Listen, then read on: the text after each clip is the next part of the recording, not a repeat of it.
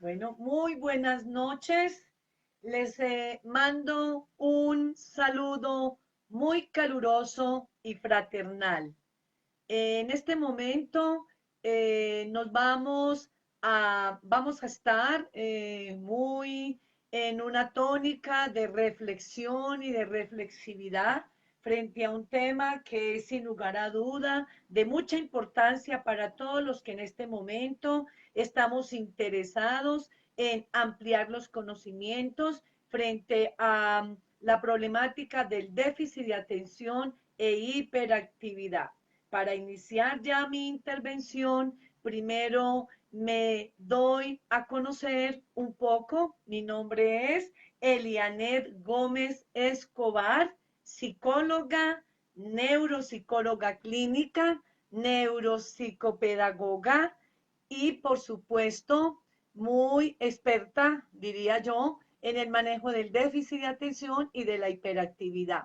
Soy fundadora del Centro Neuropsicológico Integral Ser Crecer Pereira. Tengo para decirles que una de las alteraciones o dificultades que más atendemos en nuestro centro es sin lugar a duda el trastorno por déficit de atención. Por eso es una temática que a mí me inspira de manera personal, porque pienso que cuando abrimos estos espacios, diría yo, pedagógicos, de reflexividad, no solamente ampliamos los conocimientos frente a ello, sino que también podemos asumir de manera muy sustancial una conducta diferente frente al manejo de la problemática de estos niños, niñas, jóvenes que lo padecen. Y aún también podemos decir de los adultos, porque en un buen porcentaje muchos de ellos lo siguen conservando en la etapa de la adultez. Tengo que informarles primero todos los servicios que Ser Crecer ofrece a toda la región del eje cafetero, como es trastornos del aprendizaje, trastornos de conducta, dificultades psicomotrices, alteraciones de índole emocional, para lo cual gozamos con un excelente equipo interdisciplinario, los cuales estamos completamente dispuestos, abiertos, aperturados para ofrecer un excelente servicio, un equipo idóneo con excelente experiencia, pero lo que más me encanta a mí de ello es la actitud que todo el equipo tenemos en términos de aperturamiento, de ofrecer un servicio humano, cálido y ante todo de mucha comprensión y de respeto para quien se acerca allí a recibir nuestra atención, nuestra asesoría, nuestro apoyo,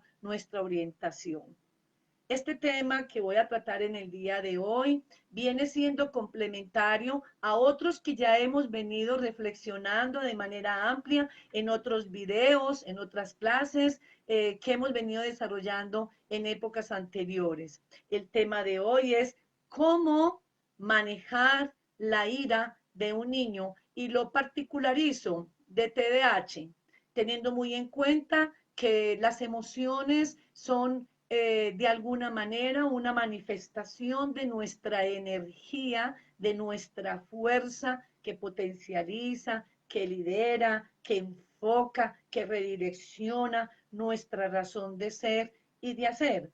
Pero de manera muy particular es importante tener muy en cuenta que a pesar de que todos manejamos nuestras emociones y en algún momento circunstancial la ira puede estar inherente en nuestras experiencias de vida, es notorio que cualquier niño también la pueda experienciar en cualquier momento situacional.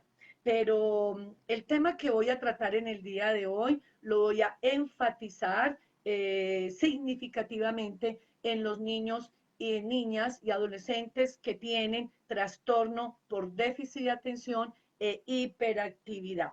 Entonces, me parece importante que iniciemos con unas primeras preguntas o unos interrogantes. El primero podría ser, ¿qué es lo que le sucede a un niño con trastorno por déficit de atención a nivel cerebral que lo lleva a asumir una conducta de tipo explosiva. Otro segundo cuestionamiento o sí, inquietud es cuáles pueden ser los posibles factores que existen en ellos que hacen que esa conducta explosiva se presente. Como tercera medida, cómo actuar nosotros frente a una conducta de ira o explosiva en un momento determinado. Y la siguiente pregunta sería, ¿qué puedo hacer yo para poderle ayudar a mi hijo, a mi niño, a mi niña, a que aprenda a regular sustancialmente sus emociones, buscando con ello el que sea una personita mucho más feliz, mucho más centrada, mucho más regulada, mucho más competitiva y pues por supuesto mucho más exitosa. En ese orden de ideas, entonces, partimos de una premisa que todo lo que es el procesamiento de la información en cualquier ser humano está fundamentado esencialmente en nuestras emociones. Nuestras emociones se constituyen para el ser humano en el eje motor de toda nuestra acción. La emoción, entonces, es ese nivel de energía que impulsa, que organiza, que amplifica y atenúa una conducta. Pero esta energía sustancialmente es regulada por las funciones ejecutivas que están ubicadas en esta parte superior del cerebro que tiene que ver con el lóbulo prefrontal, quienes de alguna manera, estas funciones ejecutivas, quienes de alguna manera le dan la forma y configuran el comportamiento finalmente de lo que en nosotros existe a nivel de pensamientos, sentimientos y emociones. En el trastorno por déficit de atención, sustancialmente, los niños que lo padecen tienen una gran dificultad en el manejo de las emociones, debido a que no olvidemos que en clases anteriores hemos estado haciendo un verdadero énfasis en términos de que el déficit de atención resulta ser una inhabilidad de índole neurobiológica que impacta sustancialmente las funciones ejecutivas, lo cual hace que estos niños vivan de manera mucho más intensificada sus emociones, llegando a tener incluso explosiones emocionales a lo que podemos llamar sustancialmente hiperexpresión emocional en algunos casos. Y cuando hablamos de hiperexpresión emocional, hacemos fundamentalmente referencia más que todo a los niños con déficit de atención, pero que están en el subtipo B o en el subtipo 2. Lo que llamamos comúnmente el niño con un componente impulsivo e hiperactivo, porque el déficit de atención subtipo A es más que todo el niño que es inatento. En este sentido, el tipo de comportamiento que este tipo de niños presenta no es tan reactivo como el que sí tiene la clasificación de impulsividad y de hiperactividad. Entonces a eso le podemos llamar o nominar hiperexpresión emocional. En los niños que tienen componente inatento, pueden verse en algunos de ellos algunas características por defecto como aplanamiento afectivo, que muchas veces cuando están incursionando en cualquier contexto no logran como identificar que tuviesen verdaderamente ese diagnóstico, porque no lo deducen por la conducta impulsiva hiperactiva, aclarando muy bien que son dos clasificaciones completamente diferentes. A menudo estos niños, cuando tienen el componente impulsivo hiperactivo, generalmente son catalogados como niños muy intensos, niños que sofocantes, niños que suelen ser supremamente persistentes cuando desean algo y muy eufóricos cuando están alegres. Es decir, sus emociones son un poquitico más extralimitadas. pero también podemos decir que cuando están muy sensibles es porque están apenados y cuando están muy reactivos es porque realmente pueden sentir una emoción de ira, de frustración o de rabia. Estas dificultades en la gestión emocional están sin lugar a dudas añadidas a dificultades en el control de las emociones, a dificultades en el control de la comunicación. Recordemos que la manera de cómo nos comunicamos hace parte de una gran habilidad social que cuando somos capaces de exteriorizar nuestros sentimientos y emociones, hacemos más factible, más posible el que el otro, la otra, nos pueda entender y comprender. En muchos niños de esta categoría se les dificulta sustancialmente expresar sus sentimientos y sus emociones. Por tanto, revela dificultades en la comunicación, no queriendo decir con ello que tenga que tener dificultades en su lenguaje, simplemente en la exteriorización de sus sentimientos y de sus emociones. A veces pueden utilizar ciertas actitudes de tipo reactiva por medio de movimientos motores o verbales. A esto lo llamamos sustancialmente las conductas explosivas o de tipo catárticas a nivel emocional. La emoción o la motivación eh, ha sido considerada de alguna manera como una estimulación que el ser humano tiene en su mundo interior, resultado de una necesidad activa ante una conducta orientada a satisfacerla. La emoción es algo así como ese virus informático que ocupa en nosotros demasiado espacio a nivel cerebral y en muchas ocasiones no nos dejan espacio para otros intereses por prioritarios que sean. En el caso de los niños con déficit de atención, estas emociones están siendo totalmente exacerbadas, vividas de manera mucho más intensa. En este sentido, las emociones condicionan entonces, sin lugar a duda, nuestra conducta. Es decir, si yo estoy enfadada o preocupada o nerviosa, pues me será difícil sentarme a hacer una actividad laboral. Si el niño está nervioso, preocupado, angustiado, ansioso, pues le va a costar sustancialmente mucha dificultad sentarse y concentrarse en una actividad académica.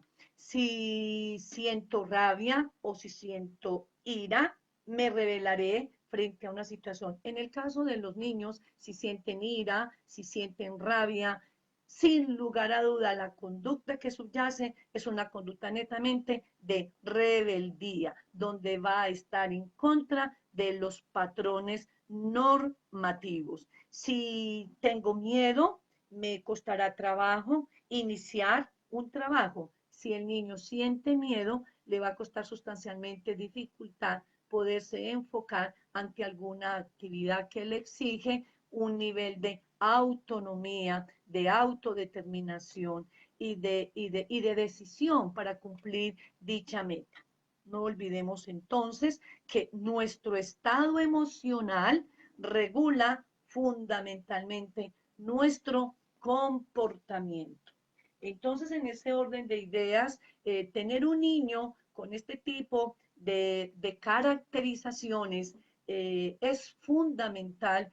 Hacer un alto en el camino, identificar de manera fundamental cuáles pueden ser los factores que exacerban la vida de él para poder saber entonces de qué manera prepararnos y así poder acompañarlo en esta dinámica de comportamiento, buscando con ello el que él pueda ir paulatinamente regulando sus emociones y consigo regulando también sus comportamientos.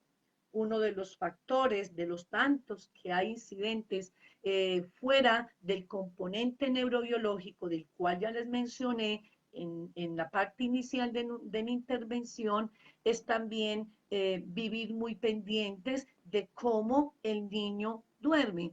Se ha demostrado científicamente que cuando los niños no tienen una muy buena conciliación de sueño, sabemos que el sueño es una acción reparadora de nuestro cerebro. Entonces, un niño con déficit de atención e hiperactividad que no logre dormir lo suficiente en una condición estable, tranquilo, de relajación, pues ustedes se podrán imaginar qué podrá suceder en este niño al día siguiente cuando se empieza a enfrentar a una jornada cuyos retos le demandan una cantidad de actividades. Pongamos en el imaginario el ejemplo. El niño no durmió lo suficientemente bien en la noche, se levanta agotado, fatigado. Obviamente la primera conducta que él pueda presentar desde la perspectiva emocional es no querer ir a estudiar, pero los padres de alguna manera no tienen identificado cuál puede ser el factor que lo está llevando a que en ese momento el niño no quiera ir a estudiar, porque posiblemente no se percataron de que el niño no durmió bien. Entonces ya desde allí es incitativo su condición porque está desmotivado, fatigado, no durmió bien.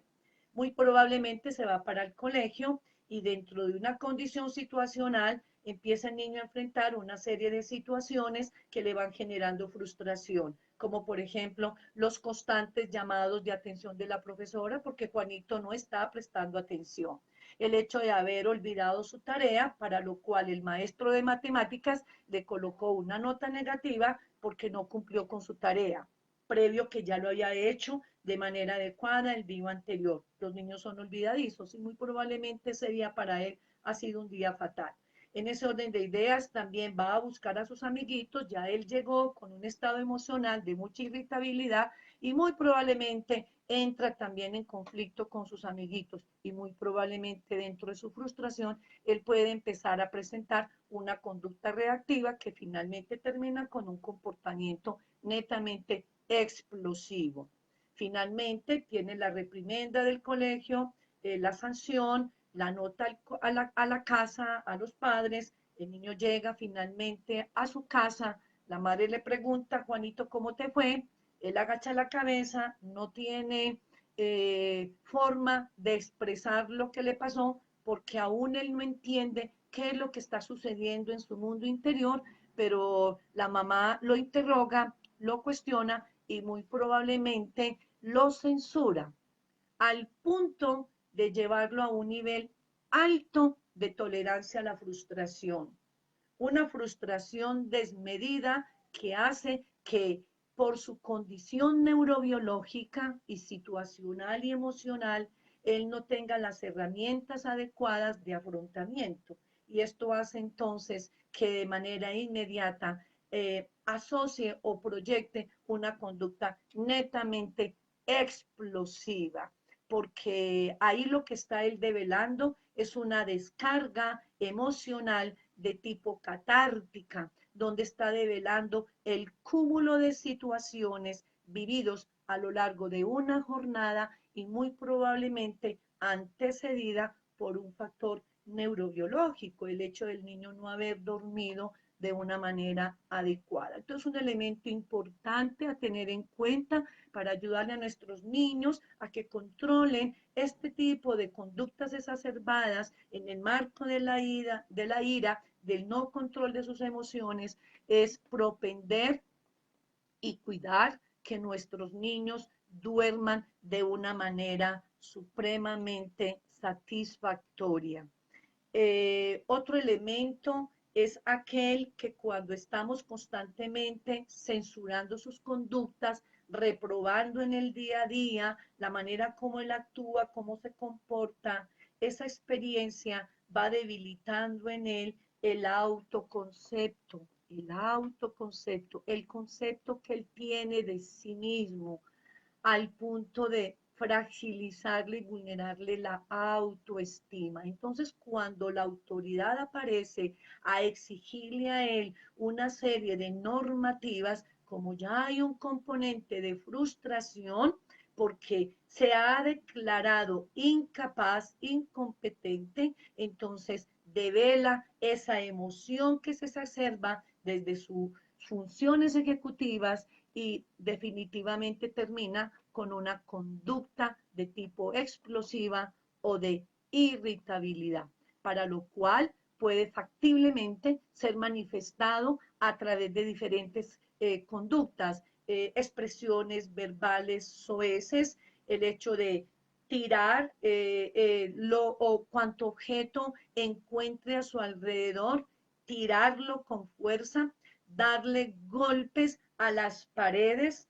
o en su defecto autolesionarse, donde se da golpes en la cabeza contra las paredes, asumir una conducta destructora, tirar hacia el piso, lanzar patadas, es decir, es un sinnúmero de manifestaciones motoras y verbales que tienen un componente de índole comunicacional, el cual está develando en su mundo interior que algo internamente en él no está funcionando bien, para lo cual entonces se hace importante y necesario tener nosotros una conducta, primero que todo, muy comprensiva frente a la situación, porque si el niño en ese momento reacciona de manera impulsiva y agresiva y reactiva, pues como adultos que somos, no es pertinente ni conveniente tener una reacción similar a la del niño, porque ahí lo que estamos entonces haciendo es retroalimentando una conducta que es disfuncional. La sugerencia que se hace ante esta situación es, primero, trata tu papá, mamá, de regular sus emociones, tratando de entender la situación y la condición de su hijo, no con una conducta sobreprotectora, sino asumiendo una conducta firme, donde la autoridad le revele a él que estoy entendiendo su condición, pero que no se la estoy aprobando. En un momento de berrinche o de ira catártica, no es conveniente, papá, mamá, no es conveniente entrar a una lucha de poderes, porque lo que hacemos ahí es incrementar sustancialmente esa conducta disruptiva.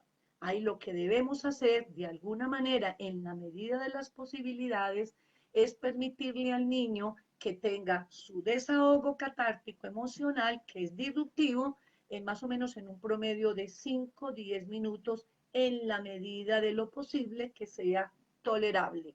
No es el momento donde tú intervengas de manera verbal, haciéndole juicios o censuras, porque lo que más impacta en el niño en ese momento de exacerbación conductual y de su vulnerabilidad emocional es escuchar verbalizaciones que atenten contra su autoestima. Entonces ahí lo que tenemos que hacer fundamentalmente es permitirle que viva su momento emocional, respetarle ese momento emocional, y cuando ya el niño haya logrado, o la niña, controlarse o calmarse un poco, buscar el espacio, el momento para poder reflexionar frente a lo acontecido.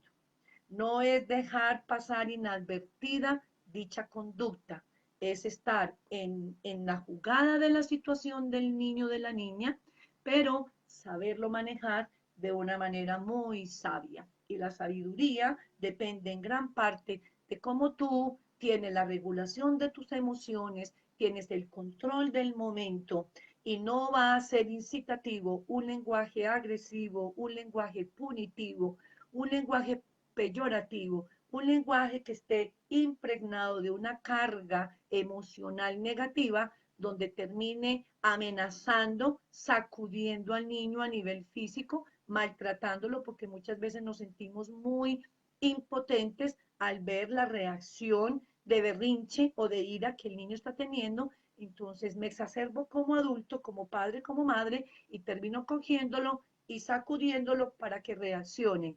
Esas son conductas que no son adecuadas manejar en ese momento. La sensatez, la cordura, el control de tus emociones pueden ser una herramienta sustancial para que el niño pueda ir empezando a incursionar dentro de un camino de comprensión donde él tendrá que ir entendiendo que la conducta que está asumiendo no le está generando sino consecuencias negativas. Hay que recordar que a pesar de que el niño tenga variadas reacciones en momentos diferentes, eso no nos quiere decir que a él no le afecte. Por el contrario, toda conducta inadecuada que él maneje sustancialmente proyecta preocupación, angustia, frustración, porque ante todo el deseo de ellos es gratificar a un papá, gratificar a una mamá, gratificar una familia, gratificar el colegio, gratificar a los maestros y sus compañeros. ¿Y cuán frustración tiene él? Porque cuando es exacerbada su situación de frustración, él se da cuenta que no tiene forma de manejar la situación de una manera adecuada. Tengo para decirles que es muy importante que tengamos en cuenta este aspecto porque de aquí se puede derivar sustancialmente otro tipo de dificultades que pueden complejizar mayormente el diagnóstico que tiene el niño de trastorno por déficit de atención. En la medida en que él va teniendo experiencias repetitivas con este tipo de reacciones inadecuadas, como es el manejo inadecuado de la ira o explosiones emocionales, cada vez que tiene esa experiencia y no tiene las herramientas necesarias ni suficientes, pues sin lugar a duda el incremento de la frustración se va haciendo cada vez mayor. Consigo va alimentando el detrimento de una autoestima donde va haciendo mello y va aumentando en un orden emocional al punto de seguir llegando a un nivel superior de experimentar ansiedad y, por qué no decirlo, a otro nivel mucho más superior como es la angustia existencial y finalmente la depresión. Cuando se confluyen este tipo de emociones, déjenme decirles que se está complejizando mayormente la dificultad del niño, la dificultad de la niña, para lo cual debemos ser personas muy prudentes, personas muy recursivas, ser consecuentes y tratar de ponernos en el lugar de nuestro niño y más que asumir una conducta acusatoria, o en su defecto asumir una conducta de castigo físico, porque tampoco una conducta de estas disruptiva es corregible pues con otra conducta arbitraria. Es decir, si el niño tiene una conducta explosiva de ira y tú como papá le das un correazo, pues lo que estás haciendo ahí es incrementarle mayormente el nivel de frustración y la emoción de la ira. Aquí lo que tenemos que permitirle es que el niño tenga el espacio inicial para que él haga la catarsis de la emoción que tiene represada. Es muy complicado, dirán ustedes, uy, pero esta psicóloga, ¿cómo así? Y entonces acaba con la casa. Precisamente es ahí donde está nuestro papel protagónico para poder saber si con base a esa experiencia que hemos venido teniendo con el niño o la niña en esa condición o aún con un adolescente, entonces, ¿qué actitudes y cómo yo lo puedo ayudar para que procesualmente en su diario vivir pueda finalmente ir aprendiendo una serie de estrategias de afrontamiento que le permitan a él echar mano, a ella echar mano, para que en sus experiencias futuras pueda tener una adecuada regulación de sus conductas y de sus emociones. Recordemos que son niños supremamente inteligentes, altamente sensibles, muy emocionales y que, como les dije hace poco, el motor hacedor de nuestras acciones es la motivación. No olvidemos que la motivación es el hacedor, el motor de nuestras acciones. Y lo que tenemos que propender con nuestros niños, indiscutiblemente, es permitirles que ellos experiencien actividades o momentos o escenas que sean para ellos gratificantes, de donde se van a derivar la emoción. Un niño emocionado, un niño motivado, un niño incentivado, un niño reconocido, es un niño que va a ir alimentando su autoestima de manera tal que va desarrollando fortaleza y unos elementos constitutivos de autorreconocimiento que le van a permitir entender, comprender que reaccionar como lo hace de manera inadecuada no es pertinente ni saludable ni para él ni para el entorno donde se desenvuelve.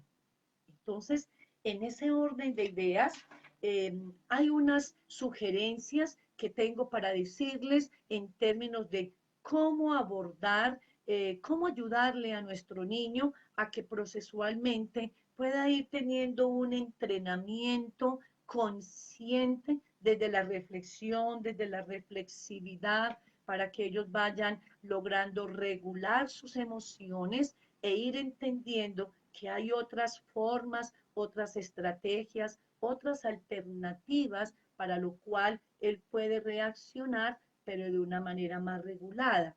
Recordemos que en el área del lóbulo prefrontal, el área del control inhibitorio de la conducta, esa es la área donde él está mucho más afectado. Aclaro estrictamente para aquellos niños que tienen el trastorno por déficit de atención, clasificación B, el cual referencia la presencia de impulsividad e hiperactividad, o también la clasificación C, aquellos que están diagnosticados con un trastorno por déficit de atención con componente inatento, con componente impulsivo y con componente hiperactivo. Unas pautas que pienso que son supremamente sustanciales a tener muy en cuenta. Uno, el manejo de las normas siempre deben ser sustancialmente claras, contundentes. Ya lo dije en mis intervenciones anteriores. Cada vez que tú le hables a tu hijo, a tu hija, solicítele mirarle a los ojos para que de esa manera tenga un contacto directo emocional donde deje entrever tu intencionalidad afectiva y fuera de eso le proyectes a tu hijo, a tu hija, el respeto que él se merece, la importancia que él se merece. Y a su vez es una acción inductiva donde estás exigiéndole de manera asertiva a que él también asuma una conducta directiva a nivel de afectividad, de aceptación y de reconocimiento frente a la autoridad, cuál es el símbolo en este momento de cuya intencionalidad es la que tú estás teniendo como papá y como mamá. Otro elemento que es muy importante de tener en cuenta en el consultorio lo hacemos y es funcional. No necesitas tú ser psicólogo para, ni neuropsicólogo para que puedas utilizar estas técnicas que pueden ser elementales. Les voy a dar a conocer algunas de ellas para los cuales pueden ser aplicables sin ningún problema en el contexto familiar y pues obviamente también en el contexto escolar para las personas que me están escuchando y que tienen ese tipo de rol a nivel de docencia. Un elemento que es muy importante, los niños manejan unos niveles muy altos de ansiedad por todas las experiencias de su cotidianidad, el hecho de buscar el reconocimiento de su par, el hecho de ser querido. Muchos de estos niños en muchas ocasiones por su conducta exacerbada suelen ser rechazados, ignorados o tienen muy limitada las relaciones sociales por su misma condición de comportamiento. Entonces experiencian niveles muy altos de tensión que se develan después con conductas de ira. Entonces, en ese orden de ideas, lo que tenemos que hacer, a ver, una sugerencia que diría que es muy importante y que es muy funcional, es en las horas de la noche. Permitámosle que pueda darse un baño con agua tibia, es muy relajante, lo es también para nosotros como adultos, es delicioso darse una duchadita con agua tibia antes de acostarnos, pero con el niño que tiene este tipo de dificultad, una vez que se haya bañado, le ayudamos con un masaje muscular. Quiero ser muy clara, si el niño es hiperactivo, impulsivo, el masaje que tú le vas a hacer lo debes hacer de manera circular, empezando por la punta de los pies hacia arriba del cuerpo. Vuelvo y repito, porque si lo masajean de una manera diferente, supongamos de arriba para abajo, ese es otro tipo de estimulación que se le debe proveer a otro tipo de niño, más que todo cuando es hipotónico. Pero en este caso, como el caso de nuestro niño es hiperactivo, impulsivo, el masaje debe hacerse de manera ascendente. Empezamos entonces por los pies a masajearle, le podemos colocar aceitico, pero como ya está para dormir, yo recomendaría más bien una cremita que fuera humectante, que lo humecte. El mero contacto de tus manos en el cuerpo de él ya se constituye en una estimulación catalizadora. Entonces vamos a masajearlo de la punta de los pies hacia arriba. Ojo, sin tocarle la planta del pie, porque estamos haciendo una estimulación de tipo inhibitoria, en donde el cerebro va a hacer esa recaptación de estimulación y va a redundar en torno a que su aspecto corporal, toda su parte muscular, esté en condiciones mayores de relajación. El hecho de que tú establezcas ese contacto físico con tu hijo ya es en sí incitativo, afectivo, porque le transmites todo tu amor, la esencialidad de tu reconocimiento, el hecho que tú le dices, hijo, estoy contigo, te comprendo, te estoy acompañando, vamos a salir adelante. Ese contacto físico, ustedes no se imaginan cuán nutridor representa para este tipo de niños. Eh, Vamos a masajearle también las manos, los brazos, de la punta de los dedos hacia arriba. Podemos enfatizar cada uno de los deditos, cada uno de los deditos de manera circular. A ver si de pronto me ven. Venga, yo me organizo para que lo entendamos como muy bien. A ver, yo me ubico, estoy como desubicadita. Es decir, masajear los dedos de la punta del dedito hacia arriba en forma circular, que están viéndome, hasta que vamos cogiendo la mano, el brazo y el antebrazo. Podemos hacer también estimulación con una pluma, con una sabanita suave, con una cobijita de felpa, donde le pasemos o le resonemos por todo su cuerpo, recordando que es de abajo hacia arriba, en la parte pectoral, de abajo hacia arriba, en la parte de atrás, por el lado de la columna vertebral, le pedimos que se voltee boca abajo en una posición de relajación, con todo el cuerpecito relajado, y tú con tus candorosas manos le masajeas de abajo de la colita hacia arriba. Y después con sus dos manitos empiezas a masajearle toda la parte del lado occipital de la cabeza y finalmente toda ella con un masajito eh, delicado, en donde el niño va a sentir alegría, gratificación, relajación, y muy probablemente vamos a garantizar que si es el caso que tiene una alteración en el sueño, pues con este tipo de masajes le vamos a permitir que con esta relajación muscular él pueda tener finalmente una noche maravillosamente descansada. Y por supuesto va a ser un niño que al próximo día se va a levantar emocionado, motivado, primero porque hubo el contacto de un ser querido, llámese mamá, llámese papá, abuelo, es decir, las personas que están cercanas afectivas a él, sino que también hizo una introspección en términos de que me siento importante, me sentí mimado, me sentí consentido, me sentí querido, me sentí comprendido con esos seres que tanto me aman. Entonces me parece muy importante que ese es un elemento como a tener en cuenta. Otro ejercicio que resulta ser muy bondadoso y que solemos hacerlo dentro de nuestro proceso terapéutico en Ser Crecer es indudablemente el entrenamiento en la respiración. La respiración está considerado como una de las herramientas mayoritarias para lograr regular conductas, aún desarrollar mayores niveles de concienciación en términos de ir buscando la transformación de nuestros pensamientos, sentimientos, emociones y acciones. Y si eso tiene un efecto fundamental en la vida del adulto, cuando queremos ampliar nuestros niveles de conciencia, pues sin lugar a duda también en nuestros niños tiene un efecto sustancial.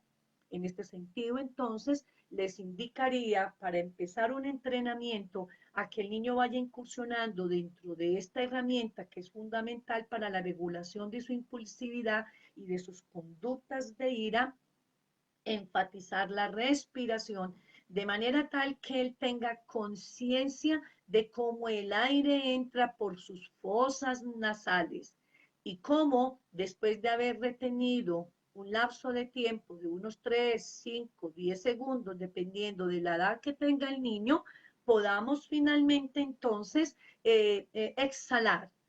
O también podemos utilizar el lenguaje de inhalar y soplar. Lo importante es que el niño tenga comprendido muy bien, con un lenguaje muy sencillo, cuál es la dinámica de la respiración para que en la medida en que la vaya entrenando, procesualmente la vaya automatizando.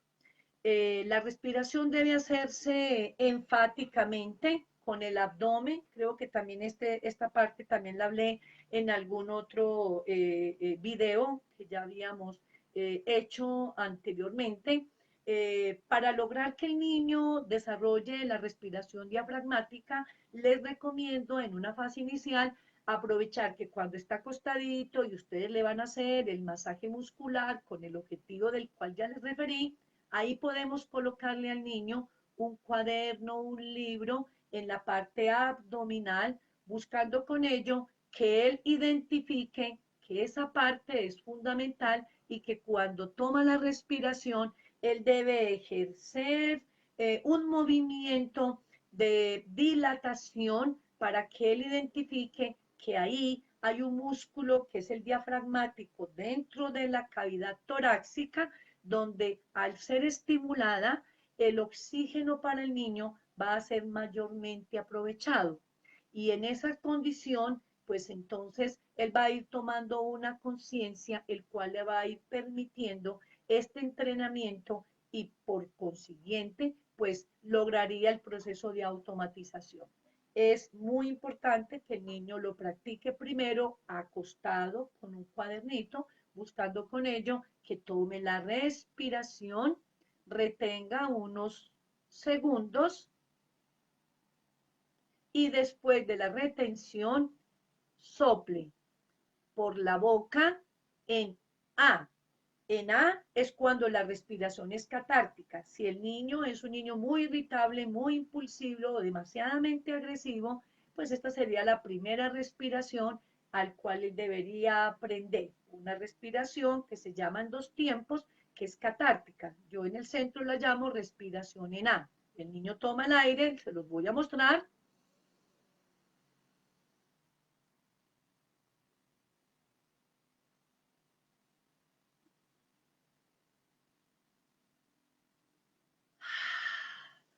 Y más o menos debe repetirlo de unas 5 a 10 veces de manera frecuente. No lo vamos a atiborrar inicialmente, vamos a permitir que procesualmente lo vaya haciendo.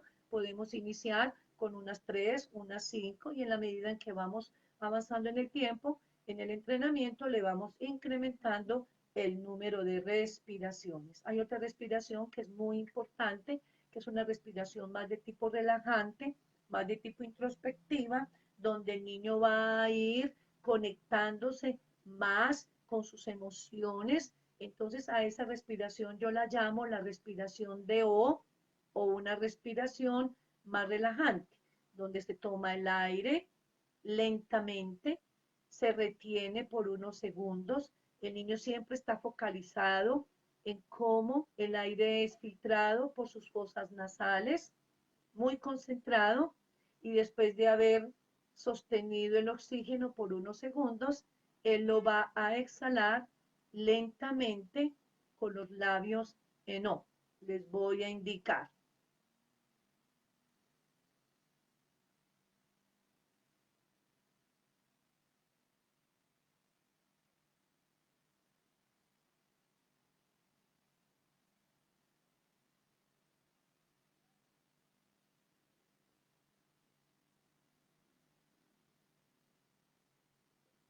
Esta es una respiración extraordinaria que si lo trabajamos frecuentemente con nuestros niños y niñas, aún con nuestros adolescentes, aún lo puedes practicar tú como adulto también, es extraordinariamente saludable y medicinal para cualquier propósito que nosotros tengamos. Otra sugerencia es si el niño sigue muy exacerbado, es importante proveerle de muy buena actividad deportiva. La natación es un deporte muy complementario, muy completo, pero cualquier deporte. El yoga está considerado como otra actividad que puede también ayudarle a tu niño a controlar y regular sus emociones. Ahora estamos hablando de unas terapias muy contemporáneas al cual llamamos mindfulness. Cuando hablamos de mindfulness estamos haciendo referencia en ese mismo ejercicio, en ese mismo entrenamiento de respiración, pero es una respiración no manipulada por nosotros, como la que les acabé de explicar, sino una respiración donde el niño se le pide que lo haga sentadito en una posición de lotus, enfatizando una posición postural donde la columna vertebral esté completamente recta, con las manitos sobrepuestas sobre las piernas, ojos cerrados y simplemente pedirle a él, también lo puedes hacer tú para que lo acompañes, aún tú le puedes mostrar primero el ejercicio para que el niño sepa de qué se trata. Una vez que cierra los ojitos durante un lapso de tiempo, puede ser 2 minutos, 3 minutos, y le vamos incrementando el tiempo de acuerdo a la capacidad de tolerancia que él vaya teniendo con el entrenamiento, en donde él cierre los ojitos y centre estrictamente la atención cómo el aire entra por sus fosas nasales y cómo sale por sus fosas nasales, tratando de tomar mucha conciencia de todo su cuerpo y lo que le provee en ese momento ese encuentro con su respiración. En YouTube hay mucha información que ustedes pueden buscar para complementar lo que les estoy diciendo. Otro ejercicio de respiración es el internasal. Este es maravilloso porque estimulamos los hemisferios cerebrales de una manera alterna. Entonces se le dice al niño que inhale por una fosa nasal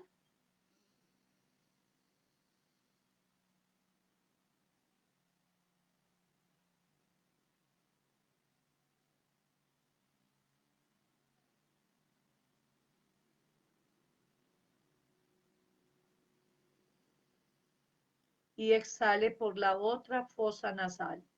Por la misma fosa nasal en que exhaló, vuelve a inhalar.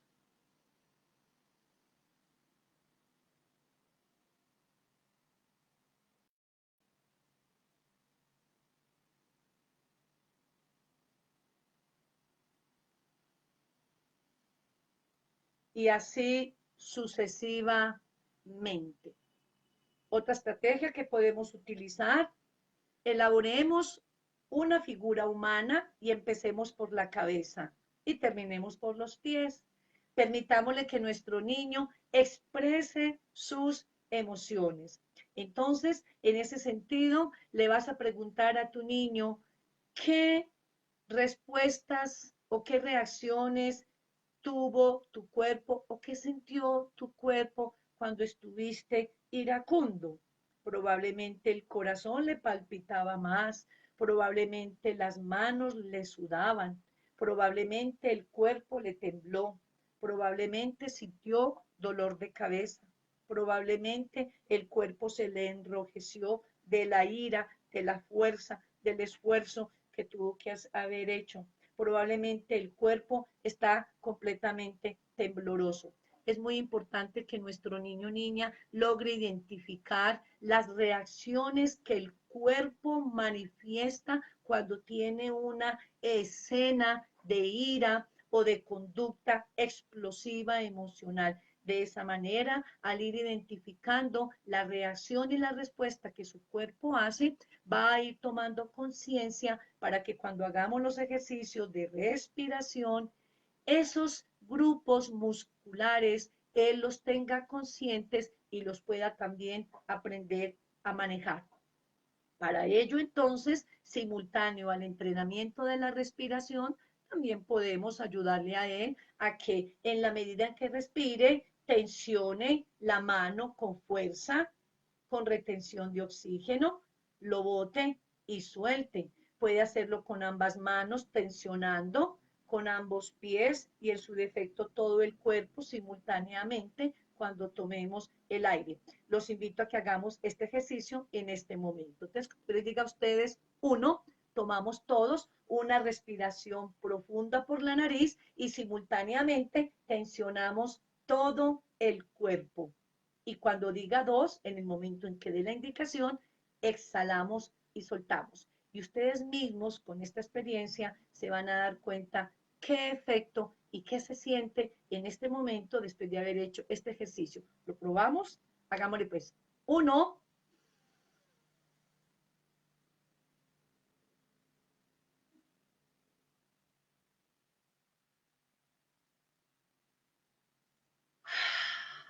dos y soltamos. Si ese trabajo lo hacemos con los niños de manera procesual, pues los resultados y los cambios van a ser sustancialmente valiosísimos. Bueno, yo pienso que esto es todo por hoy. Eh, el próximo 5 de octubre, sí, el próximo 5 de octubre estoy orientando el seminario taller del entrenamiento neuropsicopedagógico para el manejo del déficit de atención y la hiperactividad en la ciudad de Medellín.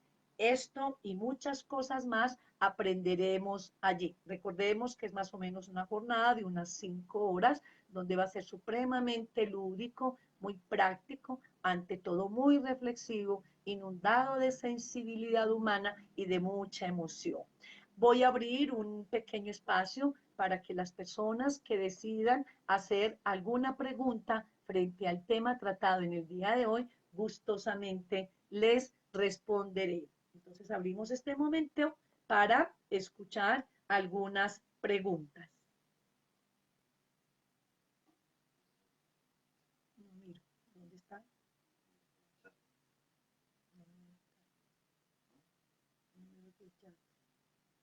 Registro.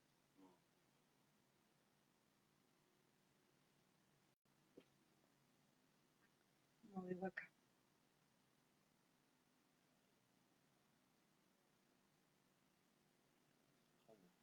Sí, pero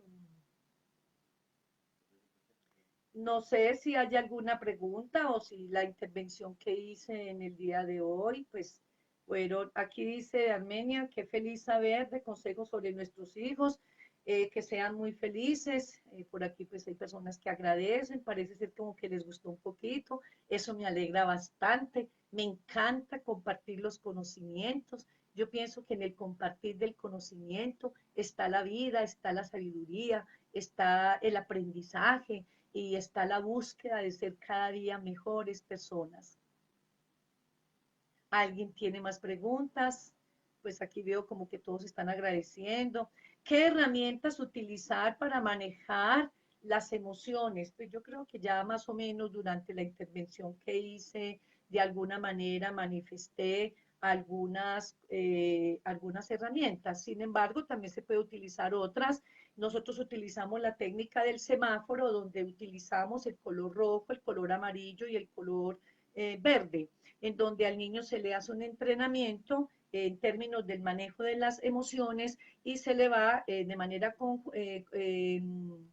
consensuada con el niño para ayudarle a que regule las emociones, que el color amarillo es cuando estamos en un radar emocional en peligro, donde eso trae unas consecuencias negativas. Él va a ir tomando conciencia de la regulación. Recordemos que debe ser ayudado por lo menos con los ejercicios de respiración, que es fundamental, los masajes musculares, el bañito nocturno, y pues hay otras estrategias, pero creo que estas son como las más vitales. Saberle hablar de manera muy asertiva, de manera contundente, permitámosle que él exprese sus emociones, lo que él sintió después de lo que vivió esa experiencia de irritabilidad o de impulsividad o de conducta explosiva. Y frente a eso, hagámosle las reflexiones pertinentes. No olvidemos que cuando el niño tenga una conducta de esa naturaleza, siempre después de que se calme, buscando un momento especial, no se les olvide indagar cuáles fueron los posibles factores que desencadenaron en el niño dicha conducta reactiva, para que de esa manera asumamos como papá, como mamá o como maestro conductas anticipatorias, buscando con ello de mediar la situación a fin de que esa situación para lo cual al niño le frustra no se vuelva a presentar de manera repetitiva, pues porque sería entonces la antesala para que él continúe asumiendo las mismas conductas inadecuadas. Es tiempo agresivo, feliz, triste, inventa cosas.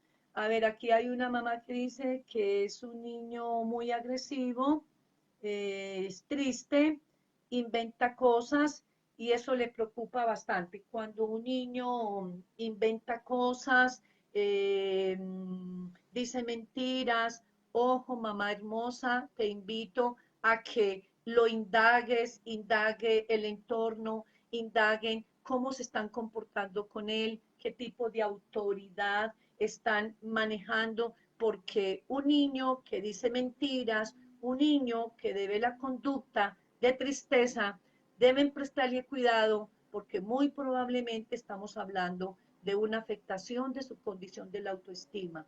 No es normal, para todo ser humano es claro que no es normal, y más en nuestros niños, verlos tristes. Recordemos que nuestros niños manejan un principio hedonista, el principio de placer, donde todo lo de ellos es fulgor, alegría, bienestar. Si tu niño está proyectando conductas de tristeza y hay una conducta de mitomanía, yo le recomiendo abordar un profesional en el área de la psicología para que indague más a fondo lo que al niño le está aconteciendo y una vez que identifiquen los factores, poder trabajar con base a ellos en el marco de la prevención y de la intervención de ser necesario.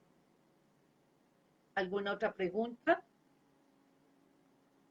¿Hay más? ¿Cuáles son los ejemplos que se utiliza de estrategias de afrontamiento? Lo que les acabé de decir, los ejercicios de respiración es una técnica muy adecuada, la cual llamamos de afrontamiento porque en la medida en que al niño se le va entrenando procesualmente, esa conducta o esa estrategia, pues finalmente va a ser tan consciente de regular las emociones que en el momento en que se le presente una crisis situacional, él va a poder lograr regular su emoción. Hay otra técnica muy importante que se me había olvidado decírselas, que se llama la técnica de la autoinstrucción. Y pongamos un ejemplo sencillo como este. Cuando tú vas a ir a manejar un carro, a aprender a manejar un carro, ¿qué es lo que tú tienes a un lado? Pues precisamente el tutor. ¿Qué hace el tutor? El tutor se va contigo en el carro y permanentemente te está dando una serie de instrucciones paso a paso, para lo cual tú como aprendiz debes tenerlas muy en cuenta para poder ir adquiriendo el aprendizaje y finalmente volverte experto para manejar un carro de manera individual. Eso mismo ocurre con nuestro niño. Cuando queremos ayudarlo a que aprenda a manejar y regular sus emociones, tú como papá o mamá o maestro es ese instructor para el carro, para el aprendiz del carro, donde tú les estás dando las instrucciones, las indicaciones, las pautas, el diálogo, y el niño va teniendo en cuenta todas esas instrucciones, para lo cual se constituye en un diálogo externo, en donde él lo está asociando frente al cumplimiento del objetivo. En la medida en que se va instruyendo con paciencia, el instructor que nos enseña a manejar un carro tiene mucha paciencia porque uno comete demasiados errores cuando coge un carro que no tiene una idea de manejarlo. Lo mismo ocurre con el niño. Hay que tener paciencia, dar las indicaciones calmadamente y paso a paso, permitirle al niño que repita esas instrucciones. Lo mismo que hace el instructor con nosotros. ¿Qué es lo que tienes que hacer para arrancar? ¿Qué tienes que hacer para frenar? ¿Qué tienes que hacer para acelerar? Lo mismo, hasta que finalmente todo ese lenguaje que termina siendo externo termina iluminando o estimulando en el lóbulo prefrontal un área que se llama el lenguaje interno. El niño terminará repitiendo aquellas instrucciones que mamá o papá o maestro me dio hasta que logro automatizarlo. Lo mismo cuando yo cojo un carro que ya me dicen, ya te di la licencia, ahora sí, maneje por las avenidas, y uno dice en el lenguaje interno, bueno, ¿cómo es? Prendo aquí, pongo el acelerador, y uno hace toda esa autoinstrucción interna. En la medida en que hacemos el entrenamiento del lenguaje interno, que es un área que está ubicada en el lóbulo prefrontal, en esa misma medida el comportamiento se va automatizando. Me parece que es un ejemplo muy ilustrativo que nos puede dar mucha claridad de cómo podemos ir ayudándole a nuestros niños a que desarrollen sus estrategias de afrontamiento.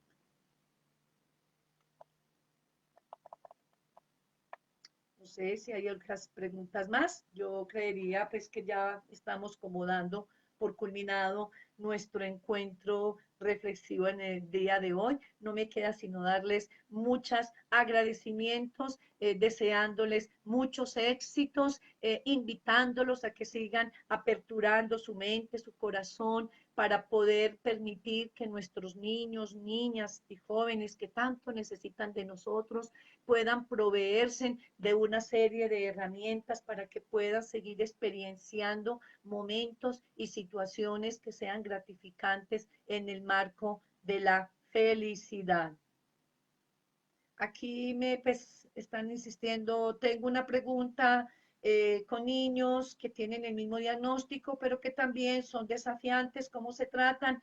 Generalmente los niños que tienen déficit de atención, hay algunos que tienen comorbilidad de trastorno oposicionista desafiante, y es quizás cuando tienen ese trastorno donde más se hace evidente esta conducta de ira, de conducta explosiva. Diría que las mismas pautas que les ofrecí a lo largo de mi intervención son igualmente aplicables para esta tipología de niños. Sin embargo, es recomendable que por su condición desafiante y oposicionista deben revisar los patrones normativos, la manera como están manejando la dinámica de las normas en el ámbito familiar, y por consiguiente también recomendaría ser valorado por un profesional experto en el área de la salud, específicamente en el área de la psicología o la neuropsicología, para que puedan hacer también conjuntamente un plan de intervención. En algunos casos, muchos de ellos necesitan un tipo de medicamento, una anfetamina, pero recordemos que a pesar de que la medicación puede ser bondadosa,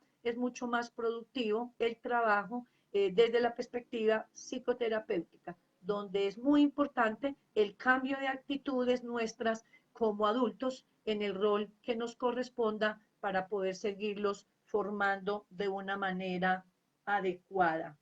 Bueno, me despido deseándoles éxitos, abundancia, mucha felicidad, y nos estamos viendo en otras oportunidades. No olvidemos el evento el 5 de octubre en la ciudad de Medellín. Allá nos vemos. Feliz noche.